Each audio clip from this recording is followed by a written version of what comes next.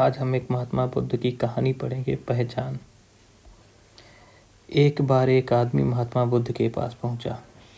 उसने पूछा, प्रभु, मुझे यह जीवन क्यों मिला है?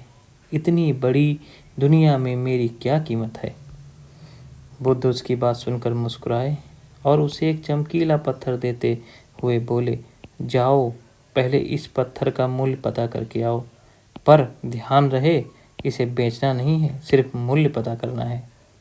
महात्मा बुद्ध ने क्या कहा कि इस पत्थर को बेचना नहीं, सिर्फ मूल्य पता करना है। वह आदमी उस पत्थर को लेकर एक आम वाले के पास पहुंचा और उसे पत्थर दिखाते हुए बोला, इसकी कीमत क्या है? आम वाला पत्थर की चमक देखकर समझ गया कि यह अवश्य ही यह कोई कीमती पत्थर है, लेकिन वह बनावटी आवाज़ में बोला, देखने में तो कुछ खास नहीं लगता, पर मैं इसके बदले 10 आम दे सकता हूँ। वह आदमी आगे बढ़ गया।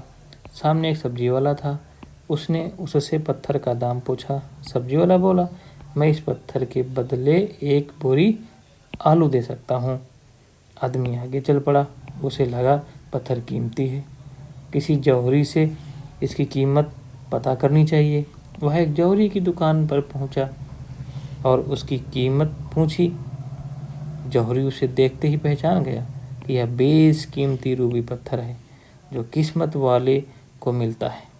वह बोला, पत्थर मुझे दे दो और मुझसे 10,000 रुपये ले लो। उस आदमी को अब तक पत्थर की कीमत का अंदाजा हो गया था। वह बुद्ध के पास लौटने के लिए मुड़ा। जौहरी उसे रोकते हुए बोला, अरे रुको तो भाई, मैं इसके 50,000 दे सकता हूँ। लेकिन वह आदमी फिर भी नहीं रुका। जौहरी किसी कीमत पर उस पत्थर को अपने हाथ से नहीं जाने देना चाहता था। वह उछलकर उसके आगे आ गया और हाथ जोड़कर बोला, तुम यह पत्थर मुझे दे दो, मैं 1,00,000 रुपये देने को तैयार हूँ। वह आदमी जौहरी से पीछा छुड़ाकर जाने लगा। जौहरी ने पीछे से आवाज़ लगाई, ये बेशकीमती पत्थर है, अनमोल है, तुम जितने पैसे कहोगे मैं दे दूंगा। यह सुनकर वह आदमी हैरान परेशान हो गया। वह सीधा बुद्ध के पास पहुंचा और उसने पत्थर वापस करते हुए सारी बात कहा सुनाई।